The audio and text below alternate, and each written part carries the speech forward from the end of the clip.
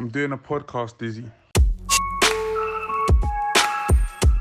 Hello and welcome to the Too Cool for School podcast. I'm your host Yannick, and on today's episode we are talking about financial literacy. So we know that money rules everything, money impacts everything that we do, how we live, where we live, the types of jobs that we do. And historically for the brown and black community, money is an area that has impacted us due to systemic barriers or economic inequalities that we've had to face.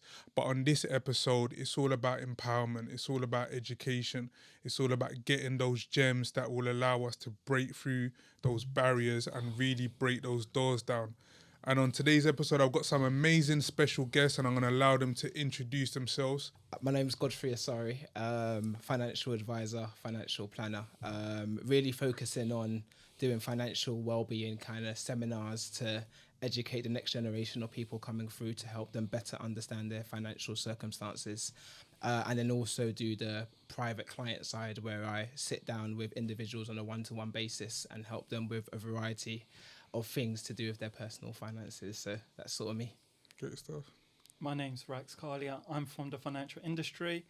I deliver financial literacy, again, credit scoring, budgeting, the basics to help from young individuals, kids, all the way up to grown-ups. And you saw me deliver the credit scoring where I had to deliver it to a 12-year-old all the way up to like anyone up to 30 in that same session. So yeah.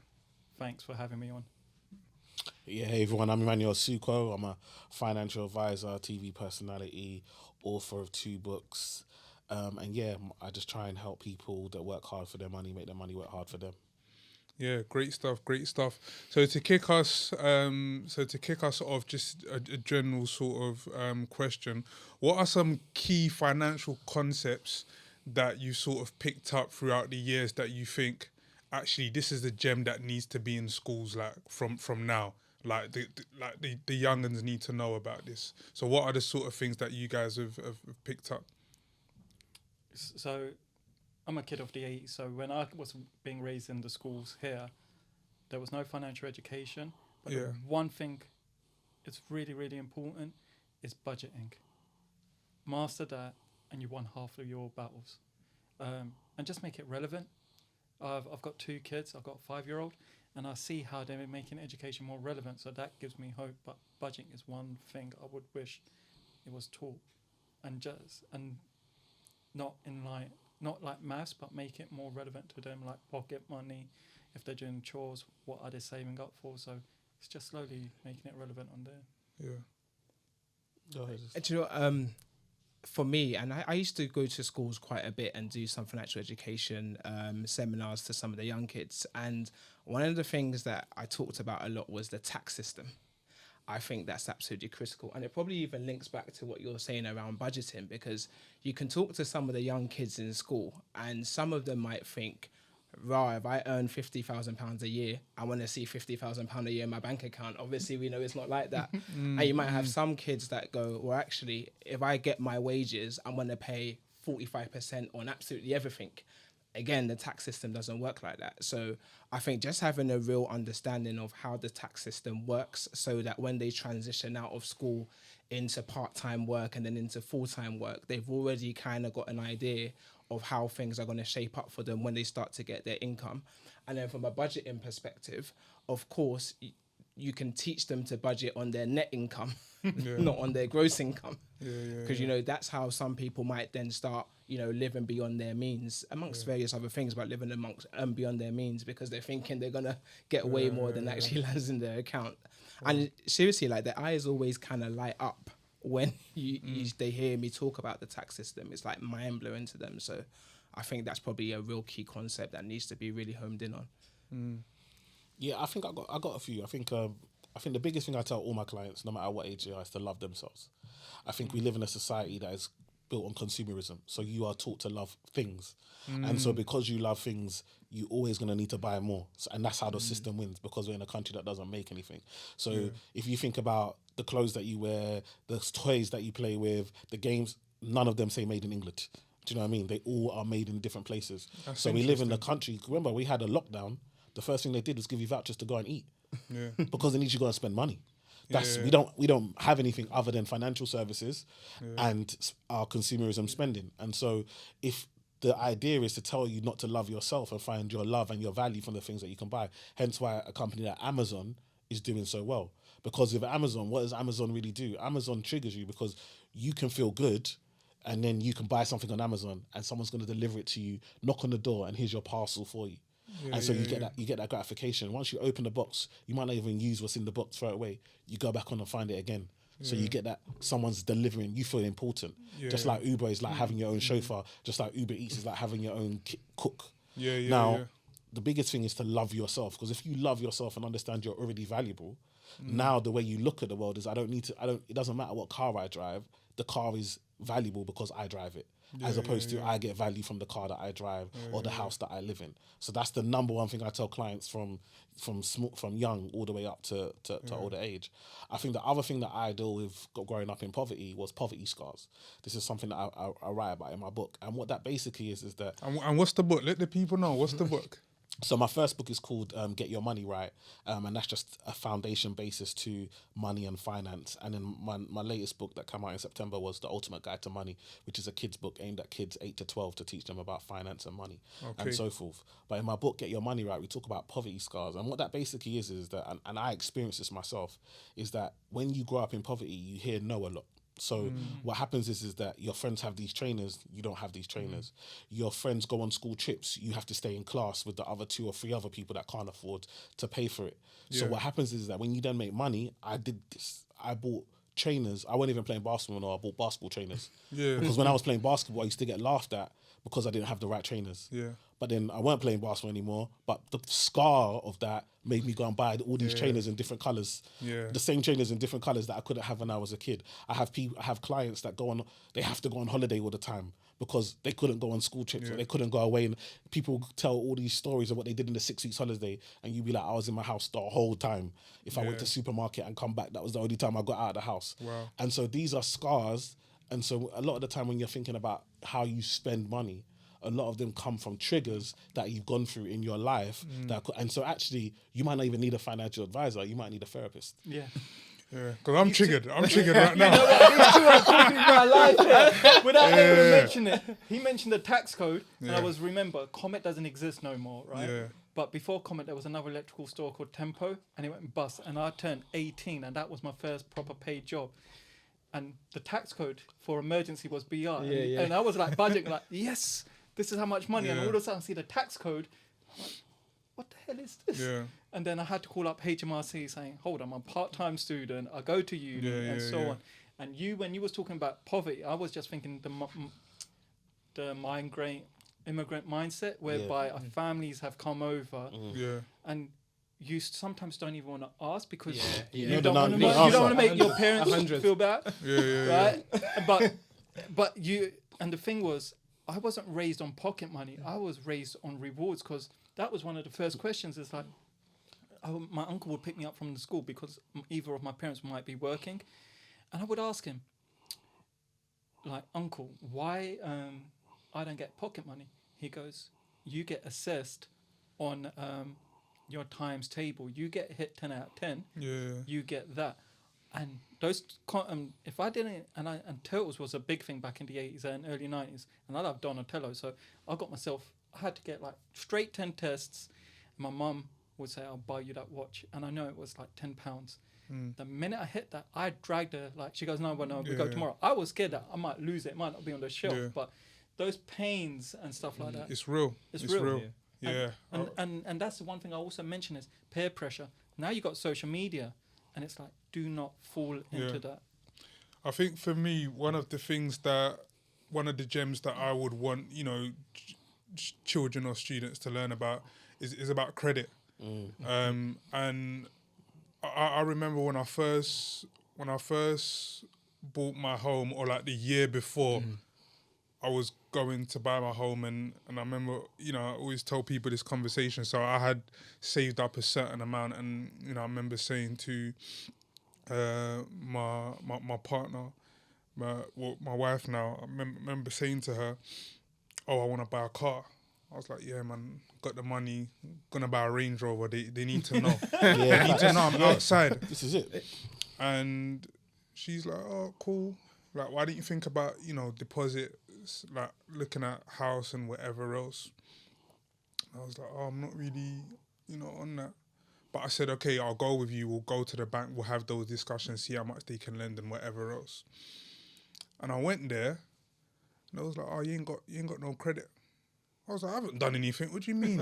I heard you've got bad credit. Yeah. What she said, you ain't got no credit. You don't do nothing. Like, literally, you ain't got no credit card. You're not paying anything. Like, you just getting Is money. this before you got your mortgage on the property? Because if you had the mortgage and you bought the house, those first 6 months, your credit scoring.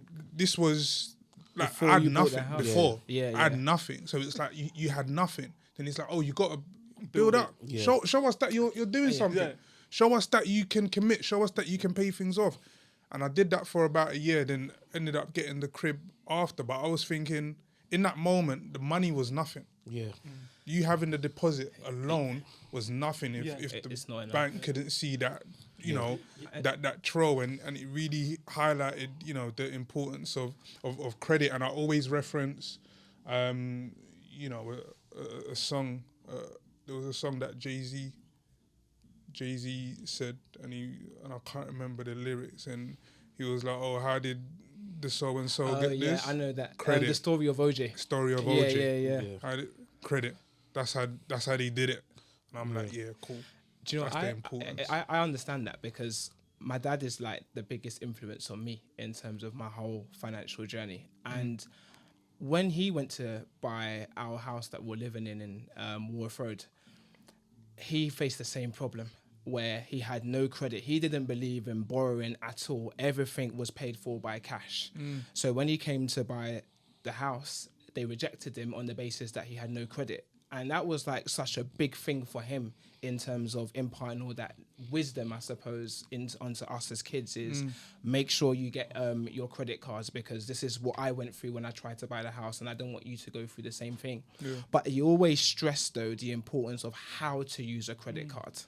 Because yes, you want to build your credit rating, but at the same time, if you have a line of credit that you've got access to, some people might end up spending not even knowing that they need to pay it back or even need to pay it back with interest. Yeah. And the thing he always said to me was, get a credit card and use it like a debit card. Yeah. He said, use it. So go and buy your food, go and buy your fuel or your oyster or whatever it is, pay for it on a credit card and do a direct debit every single month, because that way you're paying no interest to the lender. It also means you're going to build up your credit rating. And actually, even truth be told, even when I started learning more about credit cards and stuff, you get far more benefits out of credit cards, whether it's cashback, whether it's air miles, depending on what kind of credit card you have. All of those different associated benefits from a credit card was so powerful, but it came from my dad's earlier experience of going through what he went through, similar to you, and then imparting that onto me. So with the credit card is important, but how you use it genuinely is so important. I echo that. And you've just given me a flashback, literally, on a credit lesson. I remember when my mum bought a Dyson Hoover when they first came on the scene, and it was the model 04, and they were like 300 quid back in the day. And I was there with my mum, and she was speaking to another Asian lady who was the sales lady, because they could connect. Yeah. And that's the first time I saw my mum borrow something from finance, and it was like on 0%. And it was like, you borrow and you pay on time. And that's the first time I didn't realize something like that even existed. So, yeah. And when it comes to credit cards, I always say it's a trailer to the movie. The credit card is the trailer, the movie is the mortgage, because people want to see how do you utilize that credit. That's a whole different topic, but that's the way I see it. No, thank you. So, Emmanuel, I want to go to you quickly. When we think about that generational, wealth gap, what are some of the things that our community can do to sort of, close that gap? What are some of the knowledge and wisdom that we can give to the young gens to really, push so we can build our own wealth, essentially? Yeah, I mean, just going on what you were talking about in regards to credit, for example, if my dad got a credit card and then he missed the payment and then he got bad credit on his credit file, what would he tell his kids? Credit card is a bad thing. Don't ever get a credit card. But like you just said, you're not gonna. A credit card is a stepping stone if you want to go and get a mortgage because it's an easy way to show that you can use credit. Yeah. But your dad will tell you buy a house, but he won't understand because remember we are our parents, especially if your parents are from the diaspora. You're coming from a place where you just buy land and build. There's no mortgage. So how are we?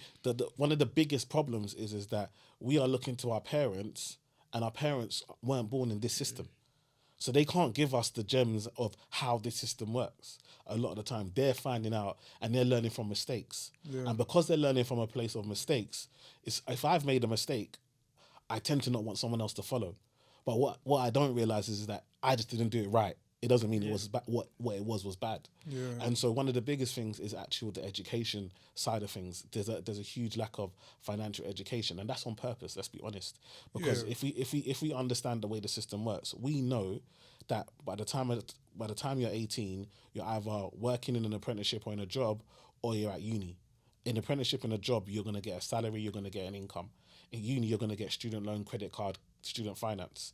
So if we know that there's going to, in everyone's life, by the time they get to 18, there's going to be money or finance in their hands, why would you not prepare them for that? They teach you how to cook. I remember when I was at school, they did food technology. They teach you how to cook. Yeah. Because you need to learn to eat, right? Yeah. You learn how to do your tie at school. They teach you how to do your tie at school. In secondary school, they teach you how to do your tie to make sure you look presentable. Teach you how to do your shoelaces. All of these things are taught because they know that you're going to do this in real life. We know that you're going to encounter money, but yet we don't prepare you for it. And then one of the biggest problems is that teachers, because I do talks at schools, and teachers will tell me that they don't feel comfortable giving financial talks because they're not good with money themselves. Interesting. And so with a teacher, one of the biggest things about being a teacher is you've gone and learned something and studied it to the nth degree, because you know you're in front of students they'll laugh at you if you don't know what you're talking about. Yeah. So I can tell you what to say, but your number one fear is they're going to ask me a question I don't know. And the second that comes into your head, you can't be confident to deliver that lesson. So it's really important that we equip people to do it. Now, for me, I think one of the biggest mistakes also is culture for us. Yeah. We have a culture where adults are seen to be superior than children. So when it comes to bills and shopping and money, that's an adult thing to do.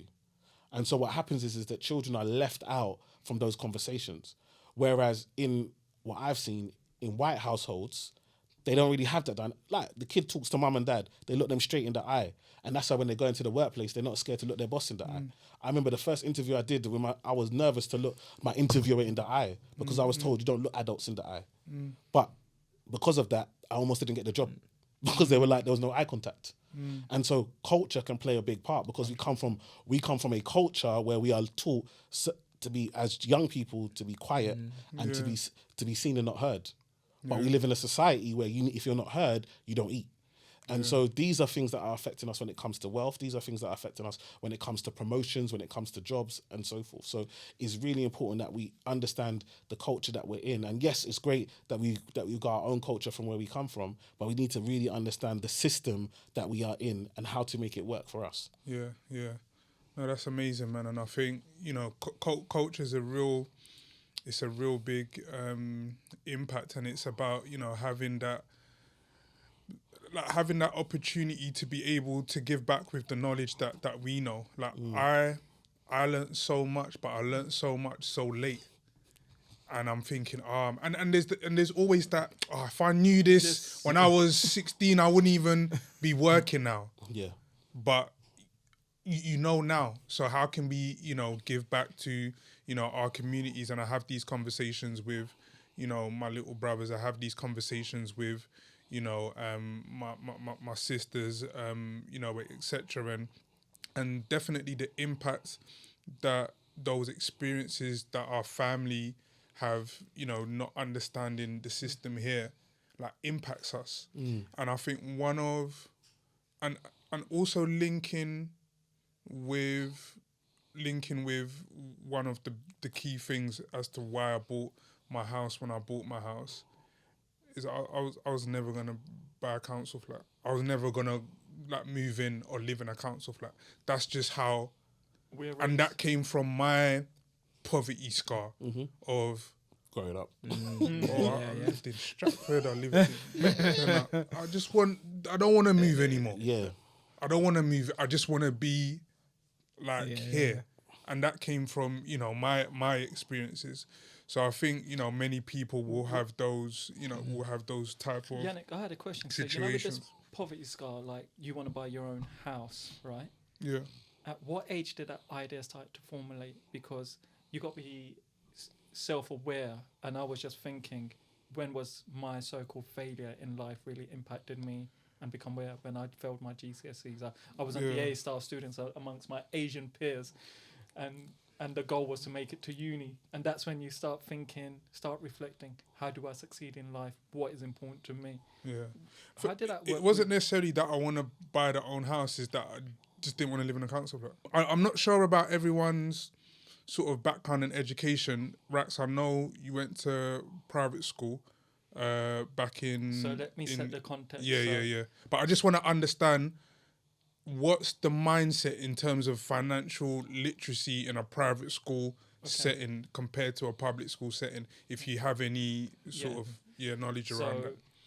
Born and raised here, I was in secondary school in year 7, and then halfway through then I was sent to India for 2 years. There, we weren't taught financial education, but I actually understand the value of education, right? And the culture is completely different because state school weren't up to par. So the norm was private school. Everyone was paying for it and your parents were working. And even when school finished, my education didn't stop there. Everyone was going to tuition because there it was dog eat dog, because poverty was so bad. It's the only way you're going to succeed was through education. Here, from my generation, the impression I always got is you get a degree, you're set. In India, the mindset is at a minimum you need a master's, just because the population's more people. And that's where I learned the value of money. It's like your parents are grafting, I'm a customer, I need to pull my way and to do it. And people were crying, just missing out half a mark and so on. And that pressure also led to people not getting into the universities or getting scholarships. That's very insightful. And I want to also know from you guys, from your experience, what are some financial mistakes or common financial mistakes that you've seen people make as a result of lack of education? I'll go back to probably the credit card one and understanding how interests on credit cards actually work, because you can get a credit card that's 0% interest for 12 months and that's all well and good, but when it comes to the end of the 12 month, what is your plan? Right? And if you don't have that financial plan to decide what you're going to do when, say, that rate comes to an end, you can end up paying interest and then paying interest on interest, and by the time you know it, you end up in a lot of debt. And quite a lot of people, certainly that I've spoken to, have been in that position before. So I think it goes back to the educational piece and the awareness piece. Something like that, back to what my dad always said, use a credit card like a debit card, and if you haven't got the money, don't buy it. I appreciate, though, in life there are some bigger purchases that you need to spread out, and if that's the case, of course go for 0% interest, but at the end of the period, can you do a balance transfer, for example, where you might transfer, say you got £10,000 worth of credit card debt and your interest-free period's coming to an end, can you move that 10 grand transferred into another credit card that gives you another 0% interest for another 12 or 24 months? That is a plan, but it all comes from the education, understanding how things work, and then having conversations with family, friends, partners, etc. That has those plans in place for you, because genuinely that is such a big thing, and it can end up going so horribly wrong to the point that it becomes so detrimental to your future plans when you want to buy a house or at a certain life stage or whatever it is it might be. So that's one of the ones for me that I've seen as a big mistake and people need to definitely be aware of. Yeah, the biggest one for me with young people is buying a car on finance, right? That's the one I see all the time. So, and we celebrate in our community. Like, when I say that, like the black community, I know when I see the young man, you get a job. First thing you do, if you haven't already gone on, look to where you can rent, because the number one thing you want to run out of your parents' house the second you get a job, which is a mad mindset, and that needs to be sorted out. But then after that is buy a car. Now, you get a car on finance. So the first thing you really do is you get a job and then you put yourself in debt. For a car, on a brand new car that's going to go down in value. So you've put the first thing you do is buy an asset that is a liability, and you give yourself a debt. And then when you now drive this car, all the man them are going to celebrate you. Bro, I see you shining. Bro, you're doing big things. You're triggering me right now. You're triggering me right now. I'm looking at you, but I'm like, yo, this is personal. Yeah. Because this is what the man them are going to do. Everyone's going to rate you for this car that is actually a liability, because we don't have the knowledge to understand what we're doing is wrong. Do you understand what I'm trying to say? And again, we live in a community where we're more likely to see you out than come to your house. So I don't need a house because no one's celebrating me have a house. I need a car because everyone's going to see my car. And when you live to be seen, you're going to do things that don't actually make financial sense. And so now you've got this car and you've got this debt on your first job. And then because you're earning £2,000 a month, you think, oh, well, I can spend £500 a month on a car. Why would you put 25% of your net monthly income on a liability going down in value?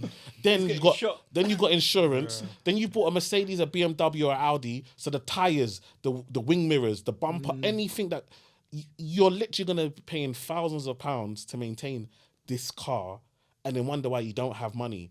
And then when you should be able to going on holidays, going on trips, you can't afford to because you're spending all your money on this liability that's holding you down in your years when you're supposed to be enjoying and experiencing and be able to travel. You don't even need no big hotel. You should be able to just enjoy, see the world in whatever conditions, do you know what I mean? Whatever, but you're limited because you've tied yourself to this liability, and we celebrate it. Whereas when I look at other communities, like I always say, I'm yet to see an Asian with holding keys on the internet. I haven't seen them hold the keys to the house. You know what? I've never seen it because it's a standard. That's like saying celebrating breathing. Bro. They don't celebrate. They'll be like, well, you only got one? Yeah. Do you understand? Yeah. We all buy houses. This is what we do. Yeah. Do you understand what I'm trying to say? And so they have a cult, and also they do it together. Yeah. So they're able to. The reason you see us on the internet holding the key is because it's taken us 8 years. We've been eating bread and toast for, you know what I mean? Like bread and butter for how many years to be able to do it. So when we finally do it, everybody must know. I don't want us to be winning in ones. I want us to be winning in thousands. And so we have to change that culture. Do you think that comes from the fact that in our community we haven't won at all? So now that we do feel like, yo, mate, we need to celebrate regardless. Like, I've let me put the keys up, man, because my mum was, doing whatever. So it's like, is it a thing in our community where, like, listen, let me get the wins when I can get the wins because I don't even know, and it's a difficult mentality to have because it's detrimental in the long term. But is it understandable to an extent? There's a difference. I know what you're saying about we need to celebrate, but if celebrating was really important, we would have told people as we were on the journey. Yeah. Okay. Why am I only finding out once you've done it? You've never helped no one along the way. You didn't show no one how you did it. You didn't show the counts that you saved, the meetings that you went through. None of it. The only time we find out is when you bought the house. So if we were to celebrate, I would have brought you along the journey. Do you understand? Yeah, no, I want to stunt on you. There's a big difference. We're not celebrating. I want to show you I've done something that you haven't been able to do, I'm better than you. It's true. That's not celebrating. Yeah. Do you understand? That's us putting ourselves down, and that's the problem with us right now. Is that if I really want you to win, I'm going to bring you along. We all mentor young people. Yeah. If you want to mentor a young person, you don't tell them, oh yeah, I just got this job. You show them this is what I've done. Here are the emails that I get. This is what I do on a daily basis. These are the struggles. You show them the highs and the lows. You don't just show me the win and then tell me, oh, you can. If I've done it, you can do it too. Yeah. No. Yeah. Right. I'm itching to build on this, and it goes to your question, right? First thing, it's personal finance. So it's what's personal, what's important to me. So coming back from India, the one thing that in my secondary school there was weed, right? And forget that. That was just not even there. People were like, I don't know what the English term of toozing is, but it's a term that has stuck with me. Yeah, tooze me on a cigarette. And you could see entrepreneur, they somehow, because it's illegal to smoke at the age of 16, so they will buy a pack and they're selling these cigarettes like for £2 and stuff, and they're making them money and like so. So I'm seeing financial literacy there. But as I was going to uni, smoking just became standard, and people came to experiment like smoking weed and everything and all of that, and it's against my religion. And let me take people on the journey. I bought my home at the age of 30, and we all got to pay a price for our freedom. So any youngsters or anyone who's listening, the way you pay a price to your freedom, and the reason why I bought my place at the age of 30 was I lived with my parents. And something about Western culture that looks down upon this, right? So I don't drink, I don't smoke, and I don't do drugs, and I definitely didn't bother driving. I got myself a driving license, but I live in London. Why on God's green earth would I be needing a car? I lived my whole life on Greenwich Borough until, for the company that I currently work for, that I had to come into the West End and into the city. What do I need? A tube and the train station. That Oyster card. Yeah, exactly. Yeah. So I'm like, why am I wasting money? And I was doing what you were saying. You're preaching my life. So I didn't do none of that. I didn't get a car. And I didn't even have a contract. It was just pay as you go. And I was just literally, I didn't even bother wasting money on clothes because there was no uni life. There was nothing. I was in a 9 to 5 wearing uniform. And I'm like, I ain't got nothing to spend. All my mates have gone back. So your priorities change. And people were like, oh, he so-and-so's got a car. So that's nice. So-and-so's gone on holidays. I'm like, that's nice.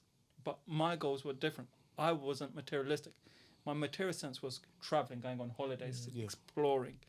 And somewhere living the Asian life was saving money for a wedding and buying a house. Those were like the bare minimums. Once you get your degree, job, house. But that's culture, right? Yeah. And your culture encourages you to have better financial. But no one also didn't take me on the journey. It was a journey of my own. But your culture helped you in regards to the fact because if you're 30 and you're living at home, you can't even get a girlfriend in our culture. Because a girl will look at you like, right, you're still living with your mum at 30, you're not a serious person. And whereas in another culture, it's real spit. It's facts. And it even starts from younger than that, where you could be out and about, you're chatting to a girl. Do you have a car? Facts. Now it's like, if I don't have a car, we can't date. I can't date. I was in that situation. I was in that situation. And I feel like for me, when I'm thinking about this question of, you know, the financial mistakes, it's around that consumerism, but heavily influenced by our culture. Like, I'm online, I'm like, oh, look what so and so's wearing. If I ain't, and I go in the comments, drip, drip, drip, ice, ice. I said, I need to buy it. So when I post my thing, I'm getting drip, drip, drip, ice, ice. I'm getting love struck eyes. I want that. I want that affirmation. You want it. You know what I'm trying to say? But at the same time, I don't think we should be too hard on ourselves though, because we are, certainly in our black culture, we are the first generation born I made here, mistakes, right? man. So it was bad, man. But you know, like our parents didn't know the system, which you mentioned earlier. We're now trying to learn the system from young and make our own mistakes through trial and error. So because we're first generation, we've now accumulated the knowledge and experiences that we can now give to the next generation who are our children. So we're now hoping that they don't make the same mistakes that we made. But they're making madder mistakes. I'm seeing 22, 23-year-olds with Rolexes. Like, why would that be your standards? You're still in your mum's house using your mum's internet and you got a Rolex. You got a 10K, 15K watch on your wrist. Do you know what I mean? Poverty mindset. It's a mad mindset when you think about it. Why would I take a Rolex to live in my mum's house in a bedroom I share with my brother on a bunk bed? Your mum don't even know the real price. I don't even understand. I didn't tell my. I used to hide the trainers and whatever outside. Come in, see who's in. Mum's in it. Let me bring all the stuff in. If my mum asks about it, oh, those trainers, they're £40, mum. Like I'll get you one, but it costs 300, 400, 500. Like it's. But you that's know, what's going to benefit crazy. your kids, right? Because I needed it to benefit me. I know. I needed it to benefit me. Forget the kids. I hear you, but do you know what I mean? Like now that we've experienced the life that we've experienced, it genuinely is done. Because actually, even a 23-year-old is enough to be our younger brother and still part of that generation, our kind of generation. Right? Really and truly, it's those ones who are in school now. They're the ones that we need to capture. Because we can't have them make the same mistakes we made. And we've got the added benefit that at least we've learned the system too. So not only do we have our life experiences, we've actually now got the knowledge of how to do it right. Back to the point you made earlier. And it's for us to impart all of our knowledge and all of our wisdom onto the next generation. I've got a question regarding about culture, black culture. There's thing like you said, you didn't understand the system, like our parents' generation. Where do we stand on trust when it comes to the financial institution? because that's also plays a part, right? Yeah, it does. But I think working in a bank, because I worked in a bank, when you go into a bank, when you see people like you, they're more cashiers, maybe personal bankers. How many times are they the branch manager? How many times are they the area manager? How many times are they the financial advisor? And so even when you come into these financial institutions, you feel to yourself like, oh, even here, we're at the bottom. We do the lowest jobs. Do you know what I mean? If I want to get advice, I need to speak to somebody that doesn't look like me, doesn't understand my culture, doesn't understand that why I give X amount to I have to give X amount to my parents, why I send X amount back home. Doesn't understand that concept. So they told me to stop. Doesn't understand why I give X amount to the church when I could be saving, when I'm trying to save for a house. Oh, you're trying to save for a house. Oh, why are you giving away tithes? Why are you doing that? That doesn't make. Do you understand? So we need people in these positions to understand the culture, to be able to explain, and that's why things like the Pentecostal Credit Union or credit unions, where they can understand culture and religion and belief, really help because they understand your core principles. And even and even not looking at you like you're someone who hasn't got something to offer.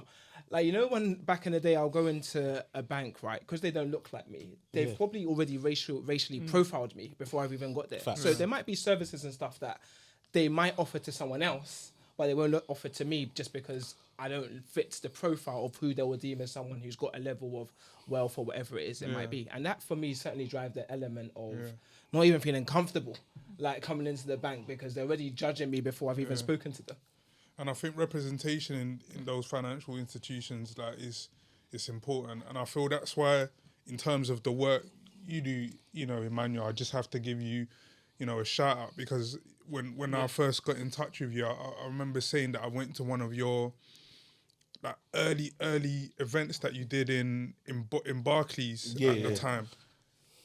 And even by just the way you was, I'm like, yo, this guy, I subscribe, I still get those emails in capital letters like, hey, how you spending your money this Christmas?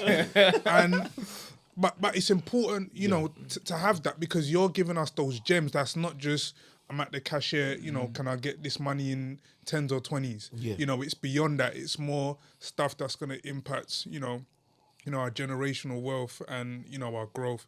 And that's really important. And, you know, touching, you know, upon what Godfrey was saying about the importance of educating, you know, students at a younger age. That's actually a requirement of government, financial literacy and financial education. But one of the key things that comes out in the research is that when they have been speaking to schools about it, like you said earlier, the staff don't feel competent to deliver that. So that's, you know, a big issue in itself. If we're thinking about adults who might want to, you know, jump on that financial literacy journey but don't know where to start, like, where would you recommend? Is there a podcast? Is there a book? Is there a training? Like, what are the sort of things that you would recommend even for adults who are saying, you know what, like, I might be 30, 40, 50, but I want to get myself right. What would you guys recommend? Should I lead on this one? So you can go to the financial institutions like various banks. So I can say, because I've used them, is the Lloyd's Academy, the Halifax Learning with Halifax, and Bank of Scotland Academy. So wherever these are, it's literally designed by age. If you don't want to go to the banks and you want someone's book I've read and I endorse is Peter Komoloff. His book's called The Money Basic. And he's got a YouTube page, Instagram, called Conversation of Money. And he's a black guy, Nigerian heritage, rags for riches story. Once homeless, and now he's making things happen. So yeah.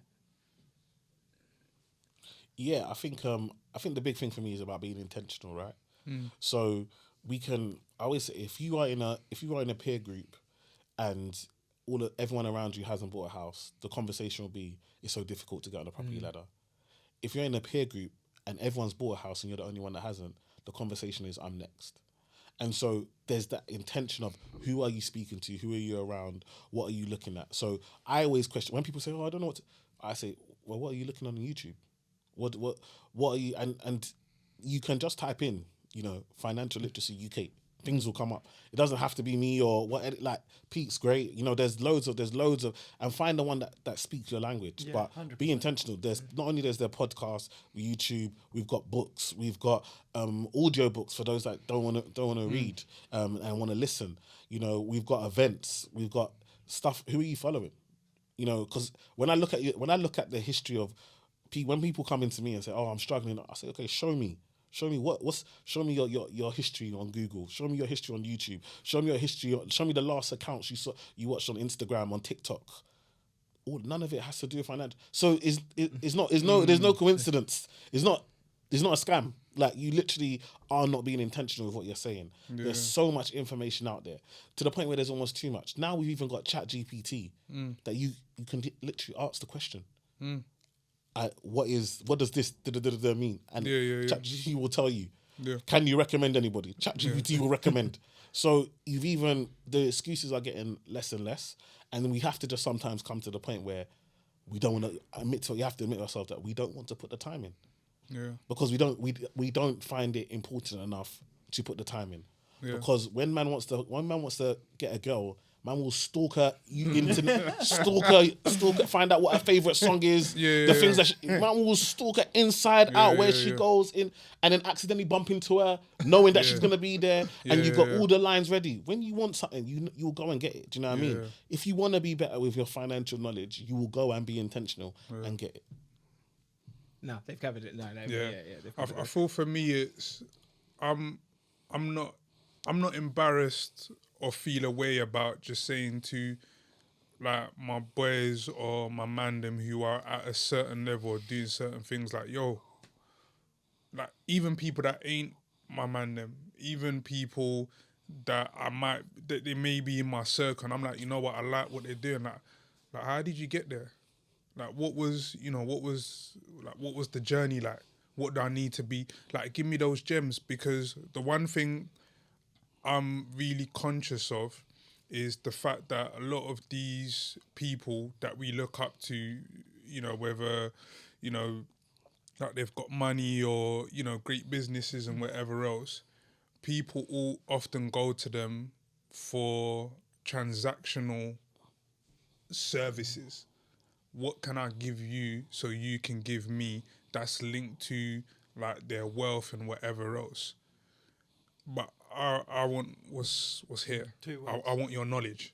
I want give me those, and they love to talk about it, because when anyone approaches me around anything in regards to education, like, yeah, come, let's talk. Yeah, like, let's talk, man. Let me give you my my knowledge, and I'm happy, you know, to do that. So that's my big thing.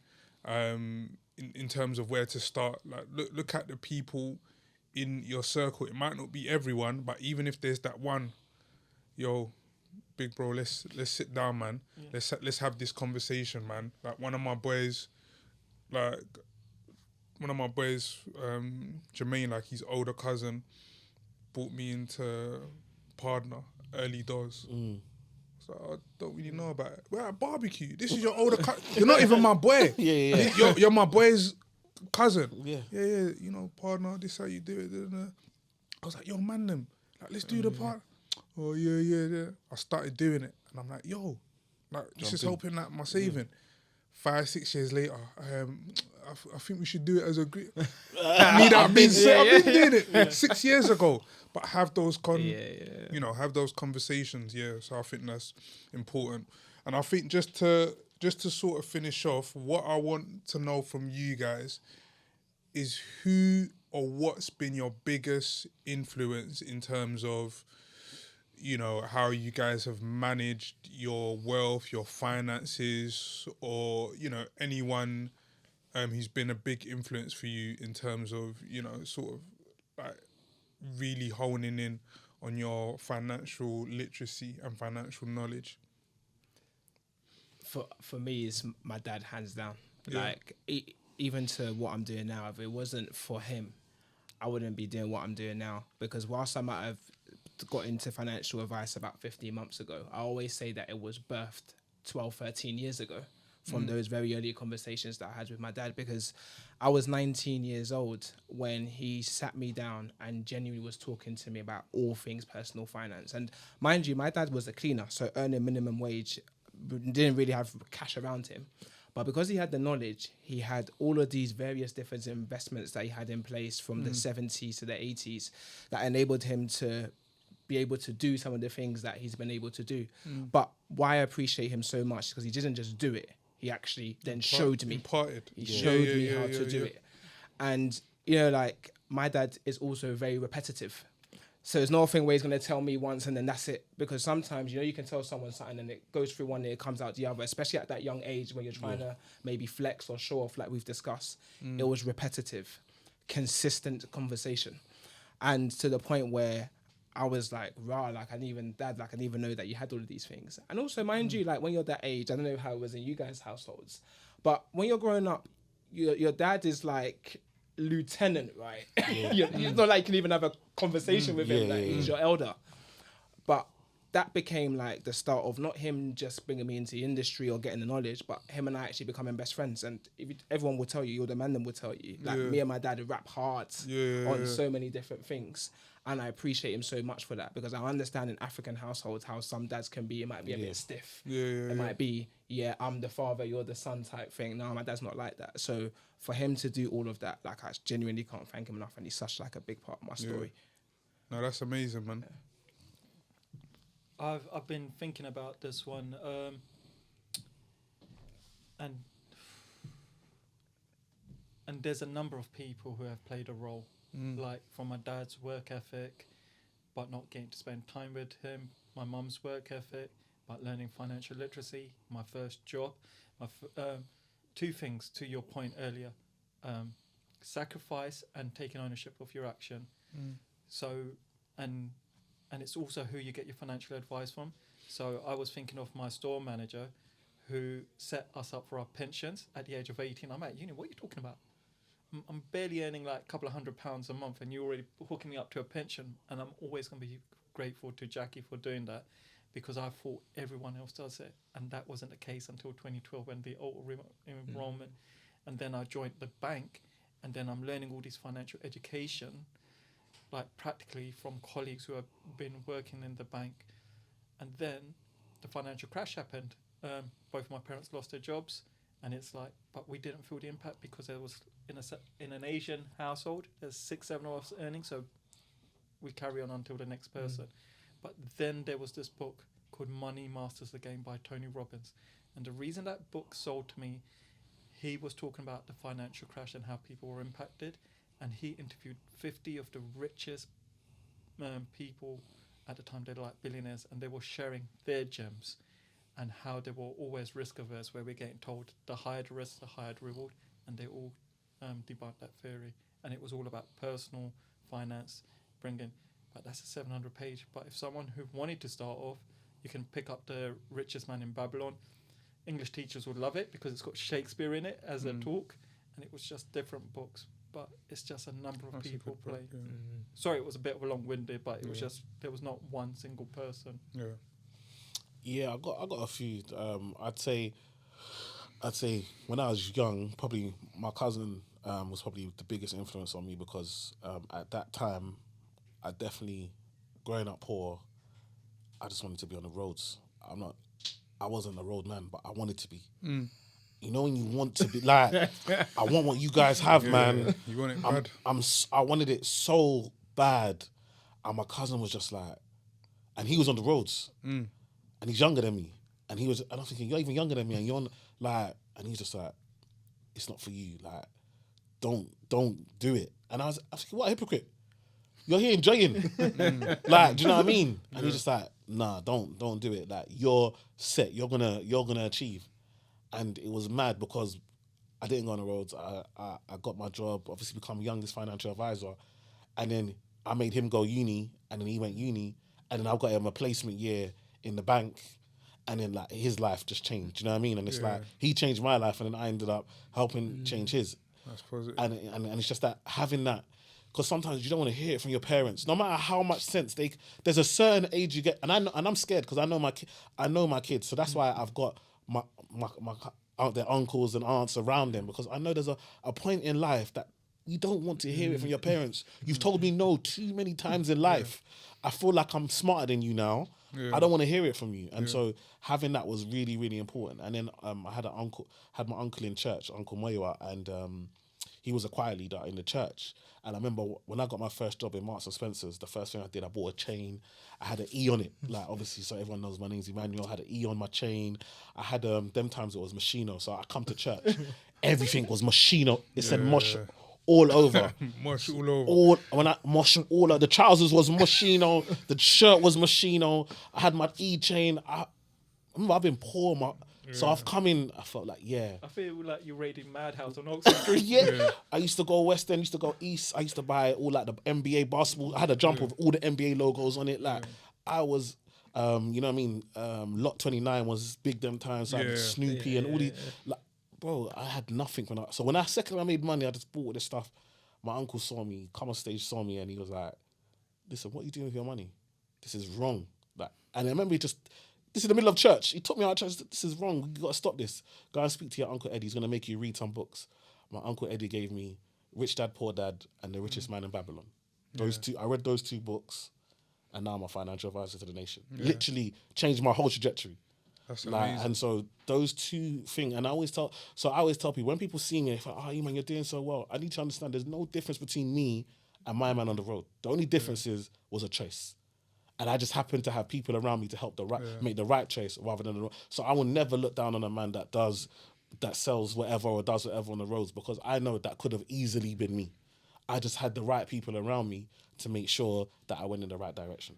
Yeah, that's amazing, man. I feel the biggest influences for me is twofold. One, it's mum and family, and looking at how I didn't want things to go for me. Yeah. Like that was an influence for me. Like I don't want things to go X, Y, and Z. And I feel like I was my own influence. Like I was intentional in terms of I'm going to read, Richest Man in Babylon. I'm reading these books. No one's asking me to, but I'm like, you know what? I want the knowledge. Like, I want the knowledge. Like, I'm reading Proverbs over and over again. Come on. Because I'm like, I need wisdom. This Because I know how to get money, but how am I applying it so that it's being used, in the right way? And no one's showing me this, and I've had to be intentional. Yes, I've taken losses, but I've had to be intentional in terms of, okay, like who do I learn from? What am I listening to? What are the gems that I'm using to better myself? So for anyone out there that has, the positive influences that you guys have had, amazing. But if anyone hasn't had those positive influences, push yourself. Push yourself. You can do it, and that's amazing. But gents, thank you again for joining me on this episode. It's been insightful, knowledgeable. It's been funny, it's been real, and we've just broken it down and really got down to basics, which I really appreciate. So that has been the Too Cool for School podcast. If you enjoyed this episode, please subscribe to our YouTube page and social media.